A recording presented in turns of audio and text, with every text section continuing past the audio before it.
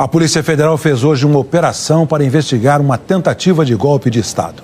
Entre os alvos estão o ex-presidente Jair Bolsonaro, militares de alta patente, 4 ex-ministros e ex-assessores do governo Bolsonaro. A Polícia Federal cumpriu 4 mandados de prisão preventiva e 33 de busca e apreensão em 9 estados e no Distrito Federal.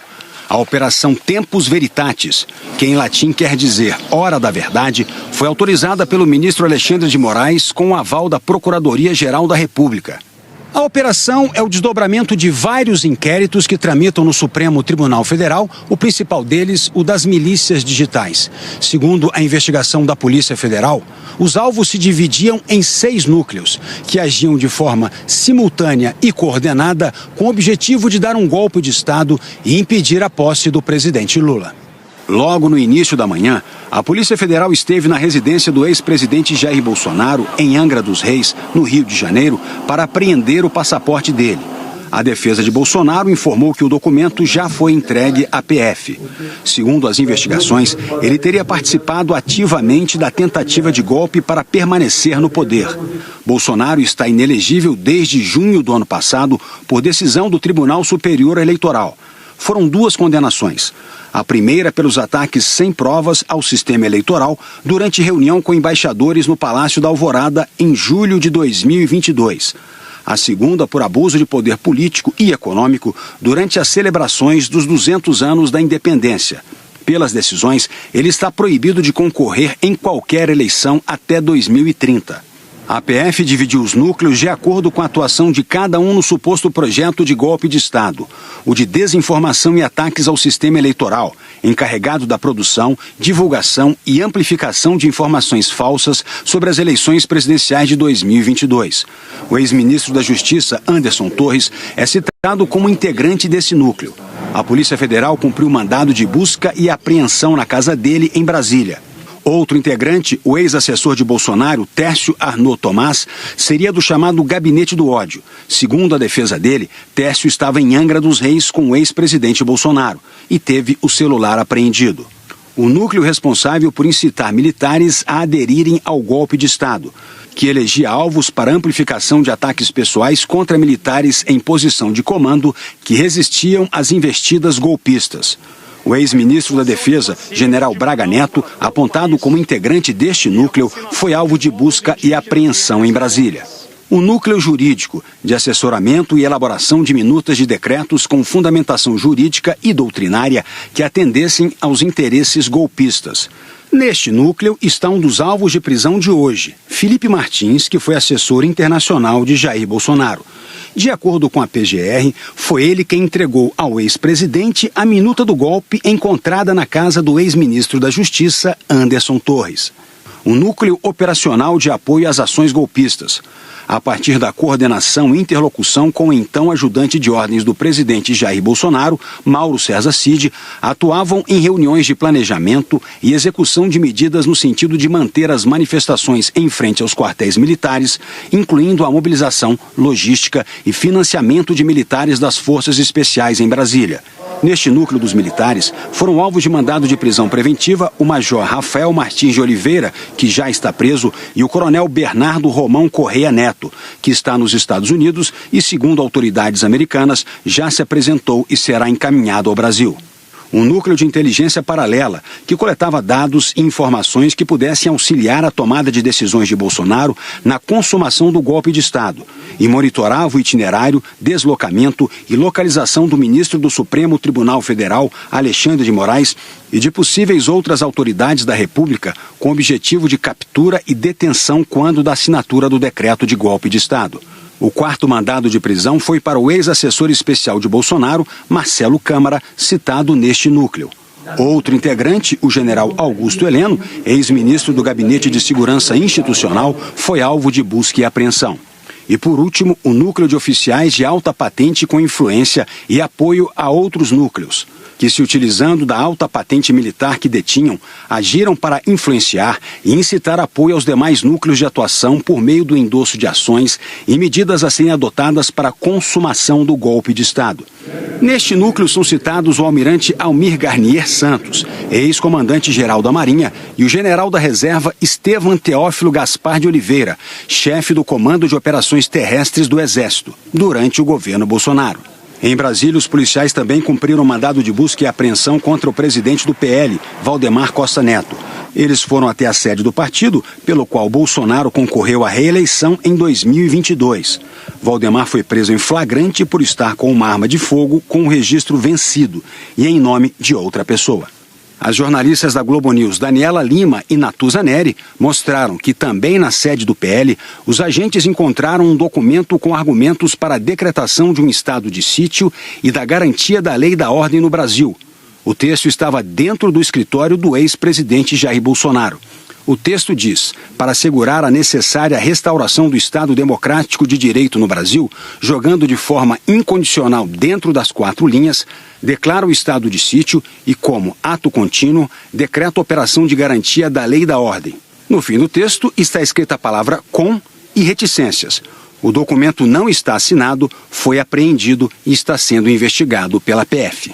Para a Polícia Federal, fica claro que havia toda uma movimentação para o golpe de Estado, envolvendo milícias digitais, uma parte operacional e uma jurídica.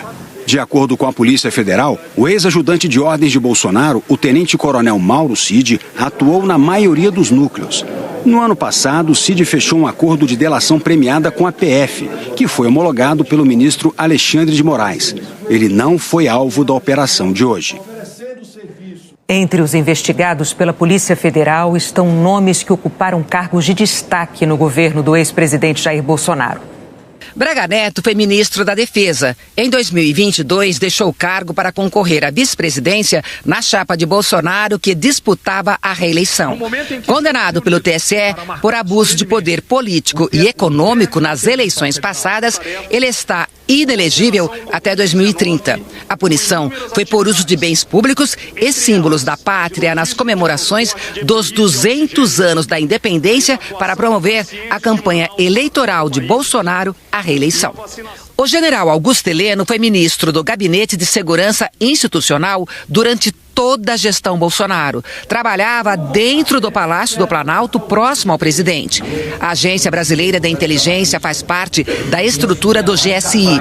Hoje, a Polícia Federal investiga um esquema de espionagem ilegal dentro da ABIN no governo Bolsonaro durante a gestão de Heleno. Ele foi convocado a prestar depoimento na investigação. Anderson Torres foi ministro da Justiça de abril de 2021 até o fim do governo Bolsonaro. No início do ano passado, assumiu a Secretaria de Segurança Pública do Distrito Federal e ficou preso durante 4 meses por suposta omissão e conivência com os atos golpistas de 8 de janeiro. A PF encontrou na casa dele a chamada Minuta do Golpe, um esboço de um decreto com medidas inconstitucionais.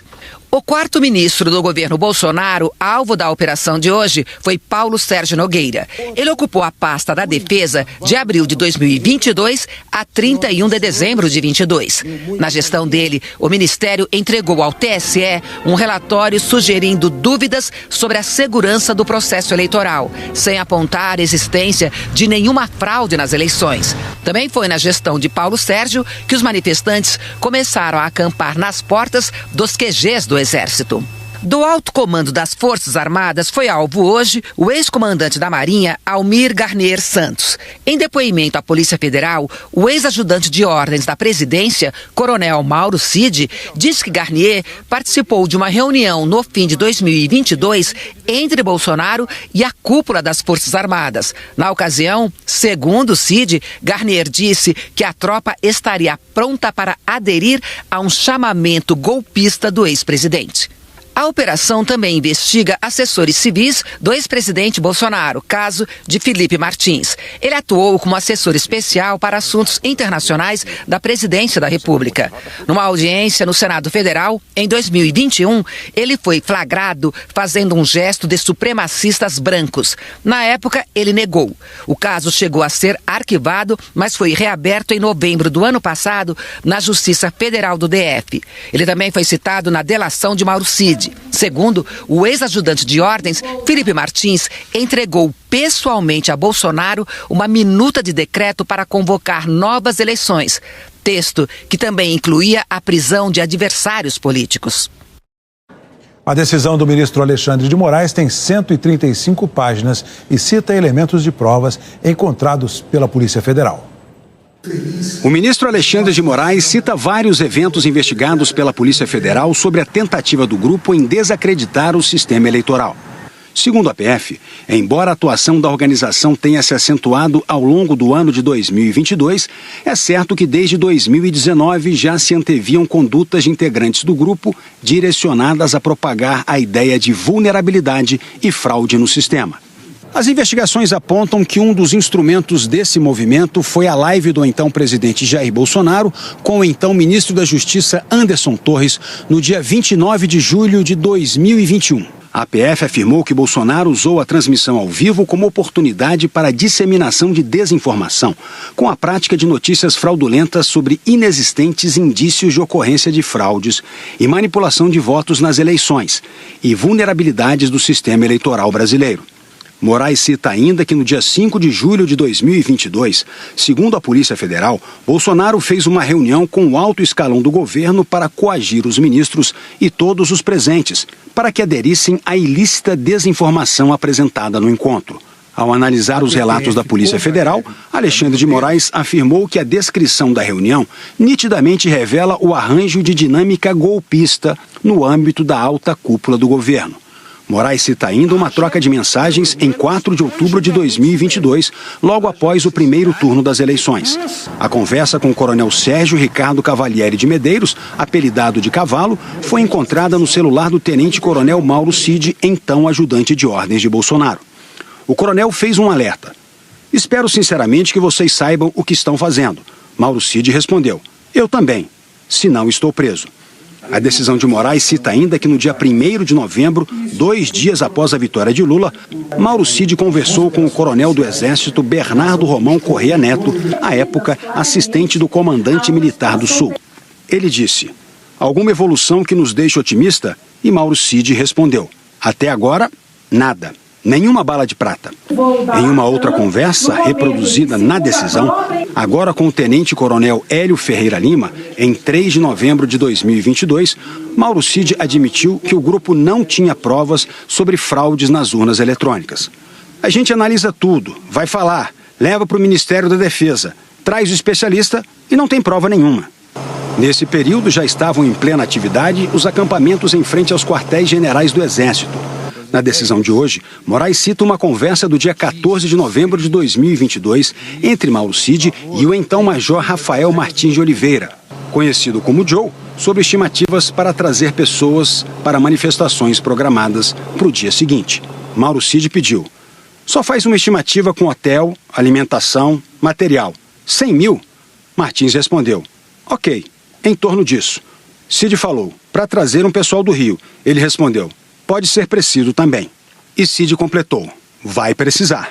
A decisão lembra ainda que no dia 22 de novembro, o presidente do PL, Valdemar Costa Neto, entrou com uma representação no Tribunal Superior Eleitoral contestando a segurança das urnas no intuito de reverter o resultado das eleições.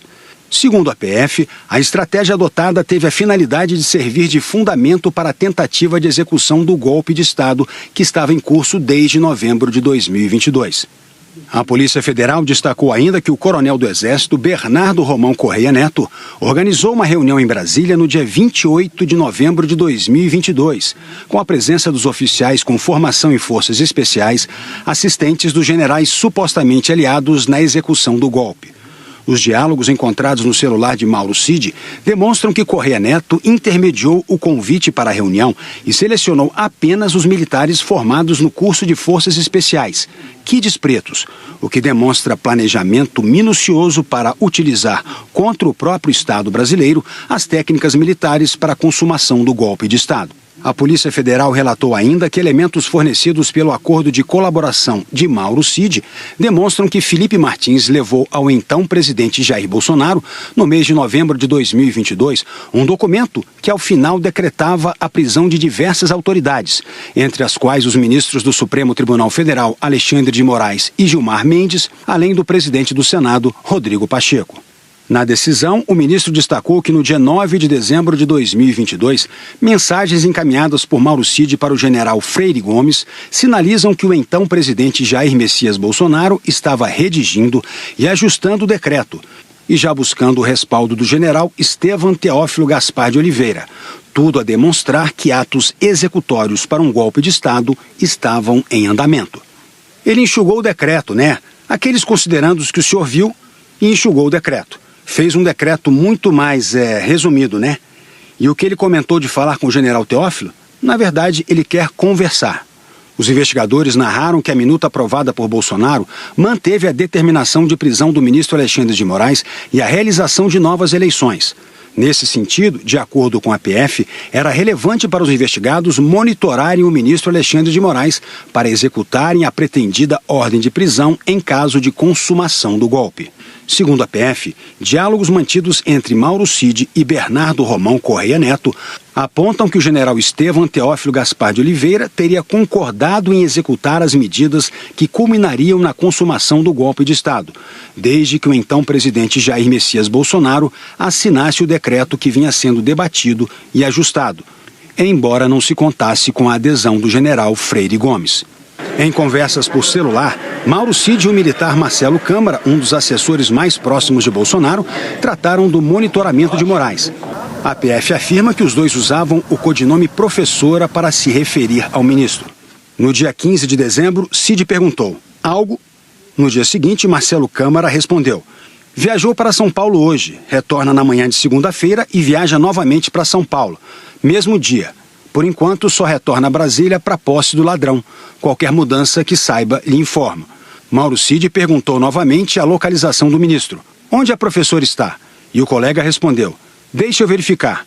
Está em São Paulo. Volta dia 31 à noite para a posse. Cid insistiu: na capital ou interior? Marcelo Câmara disse: na residência em São Paulo. Eu não sei onde fica. No dia 14 de dezembro, segundo as investigações, o ex-ministro Braga Neto, que concorreu como vice na chapa de Bolsonaro, conversou com o militar da reserva Ailton Gonçalves Moraes. Braga Neto criticou o general Freire Gomes, então comandante do Exército. Ele disse: meu amigo, infelizmente tenho que dizer que a culpa pelo que está acontecendo e acontecerá é do general Freire Gomes. Omissão e indecisão não cabem a um combatente. Na sequência, Ailton Moraes disse: então vamos continuar na pressão e, se isso se confirmar, vamos oferecer a cabeça dele aos leões. Se referindo ao então comandante, Braga Neto reforçou: oferece a cabeça dele, cagão. Mensagens apreendidas pela PF mostram que ele atacava os comandantes que não haviam aderido aos planos golpistas, inclusive com figurinhas ofensivas.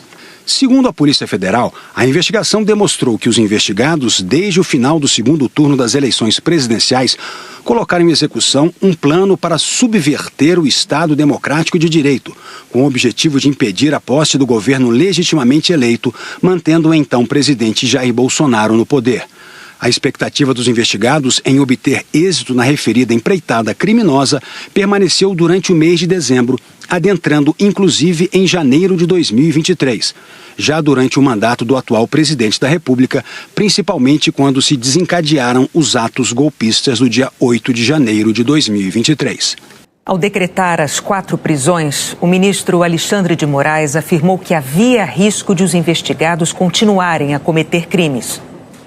Na decisão que autorizou a operação, Alexandre de Moraes afirmou que a presente representação da Polícia Federal aborda especificamente fatos relacionados ao eixo de atuação, tentativa de golpe de Estado e de abolição violenta do Estado Democrático de Direito, e que a Procuradoria-Geral da República apresentou parecer encampando integralmente a representação da autoridade policial. Depois de citar diversas provas relatadas pela Polícia Federal e pela PGR, Alexandre de Moraes afirmou que está comprovada a materialidade dos tipos penais de tentativa de abolição violenta do Estado Democrático de Direito e de tentativa de golpe de Estado. Na decisão, Moraes também destacou os elementos que pesam contra o coronel Bernardo Romão Correia Neto, Rafael Martins de Oliveira, Felipe Martins e Marcelo Câmara. E com base nesses indícios, Alexandre de Moraes justificou a prisão dos 4. Sobre Rafael Martins, que chegou a pedir R$100 mil a Mauro Cid para organizar uma manifestação em novembro de 2022, Alexandre de Moraes afirmou que ele atuou de forma relevante no núcleo operacional da organização investigada. Coloca em risco a garantia da ordem pública, uma vez que não há como assegurar que os atos realizados pelos investigados tenham cessado mesmo após a transição governamental e que a manutenção de liberdade do investigado poderá acarretar a supressão de elementos de prova relevantes. Sobre a prisão do ex-assessor internacional Felipe Martins, que levou a minuta golpista ao então presidente Bolsonaro, Alexandre de Moraes lembrou que o nome de Felipe Martins também consta na lista de passageiros que viajaram a bordo do avião presidencial no dia 30 de dezembro de 2022, rumo a Orlando, nos Estados Unidos. Entretanto, não se verificou registro de saída do ex-assessor no controle migratório, o que pode indicar que o mesmo tenha se evadido do país para se furtar de eventuais responsabilizações penais. Considerando que a localização do investigado é neste momento incerta, faz-se necessária a decretação da prisão cautelar como forma de garantir a aplicação da lei penal e evitar que o investigado deliberadamente atue para destruir elementos probatórios capazes de esclarecer as circunstâncias dos fatos investigados. Em relação à prisão de Marcelo Costa Câmara, que segundo a polícia monitorou os passos de Alexandre de Moraes, o ministro do STF afirmou que, considerando o atual estado de liberdade do investigado, não há garantias de que o monitoramento ao ministro Alexandre de Moraes tenha realmente cessado, não se descartando a possibilidade, inclusive, de outras autoridades do Poder Judiciário estarem sendo monitoradas, o que põe em risco a garantia da ordem pública e a segurança das autoridades. Sobre a prisão de Bernardo Romão Correia Neto, que, segundo a PF, disseminou informações falsas sobre o sistema eleitoral e estava em missão nos Estados Unidos, Moraes citou a Polícia Federal ao afirmar que a permanência do investigado em solo estrangeiro por pelo menos mais 1 ano e meio, somadas às circunstâncias da designação da missão, demonstram fortes indícios de que o investigado agiu para se furtar ao alcance de investigações e, consequentemente, da aplicação da lei penal. Moraes citou ainda a posição da PGR sobre a necessidade da prisão, já que a posição de interlocutor assumida por Correia Neto, com influência sobre outros militares e civis investigados, poderá acarretar a supressão de elementos informativos relevantes para o esclarecimento dos fatos, impedindo a livre produção de provas, o que demonstra a necessidade concreta de acautelar a instrução criminal. Por fim, Alexandre de Moraes afirmou que a decretação de prisão cautelar de Bernardo Romão Correia Neto, Rafael Martins de Oliveira, Felipe Garcia Martins Pereira e Marcelo Costa Câmara é razoável, proporcional e adequada. O ministro Alexandre de Moraes explicou ainda os motivos para aplicar restrições aos investigados. Na decisão de hoje, o ministro Alexandre de Moraes proíbe contato entre os investigados. Moraes afirmou que é medida que se faz necessária para resguardar a investigação, evitando-se a combinação de versões, além de inibir possíveis influências indevidas no ânimo de testemunhas e de outras pessoas que possam colaborar com o esclarecimento dos fatos.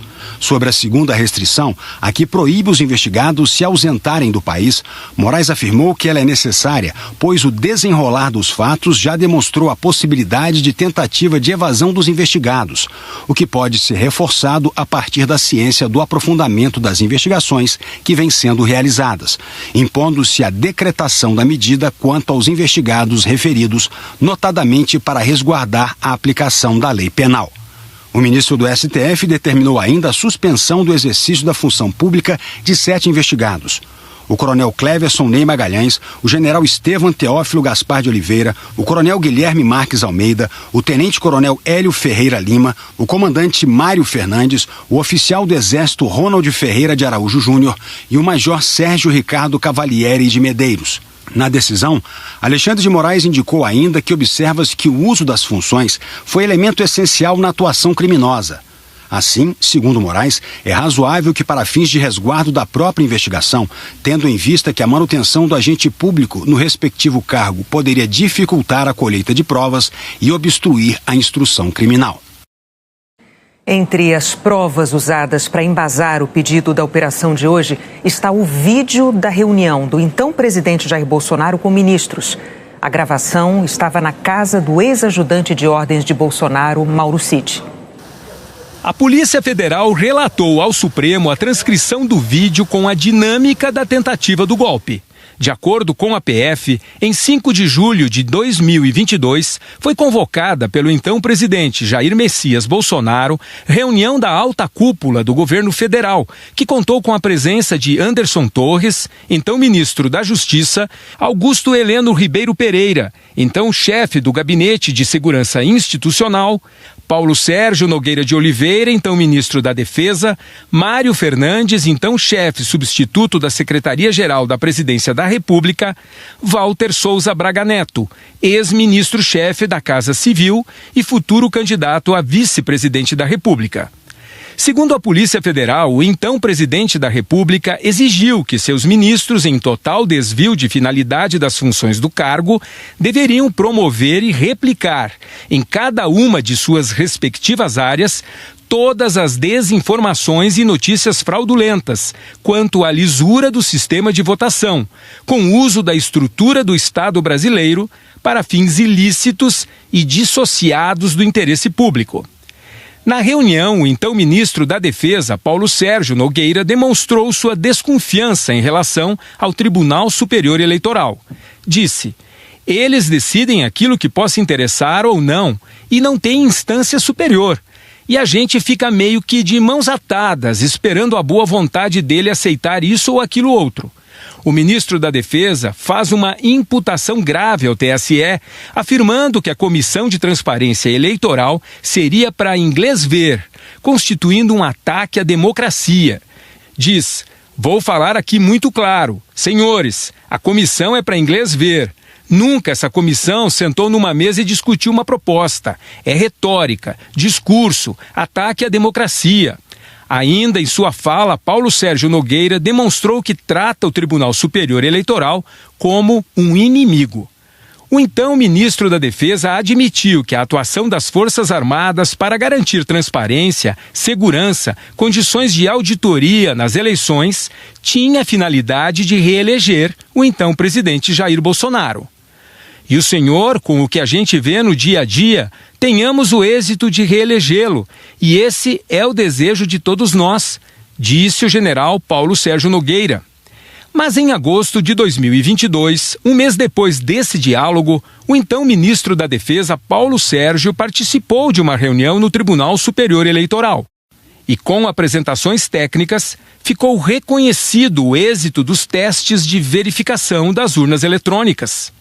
Ainda de acordo com o documento da Polícia Federal, na reunião gravada, o então ministro-chefe do GSI, general Augusto Heleno, afirmou que conversou com o diretor adjunto da ABIN, Vitor, para infiltrar agentes nas campanhas eleitorais, mas adverte do risco de se identificarem os agentes infiltrados.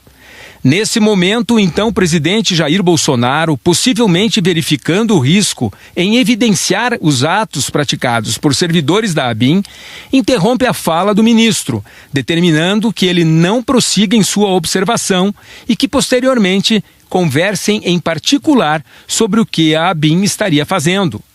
O chefe do GSI prosseguiu em sua fala e evidenciou a necessidade de os órgãos de Estado, vinculados ao governo federal, atuarem para assegurar a vitória do então presidente Jair Bolsonaro. Diz: não vai ter revisão do VAR. Ele se referiu ao árbitro de vídeo do futebol, que revisa as jogadas e até desfaz decisões do árbitro de campo. E segue: então, o que tiver que ser feito, tem que ser feito antes das eleições. Se tiver que dar soco na mesa, é antes das eleições. Se tiver que virar a mesa, é antes das eleições. Em seguida, o então ministro do GSI afirmou de forma categórica que deveriam agir contra determinadas instituições e pessoas. Disse: eu acho que as coisas têm que ser feitas antes das eleições. E vai chegar a um ponto que nós não vamos poder mais falar. Nós vamos ter que agir. Agir contra determinadas instituições e contra determinadas pessoas. Isso, para mim, é muito claro. O vídeo da reunião de Jair Bolsonaro com seus principais ministros tem cerca de 1h e 20 minutos. Segundo a Polícia Federal, é uma das peças fundamentais da operação deflagrada hoje. Além de estar com uma arma com registro vencido e em nome de outra pessoa, Valdemar Costa Neto foi preso em flagrante porque também tinha em casa uma pepita de ouro.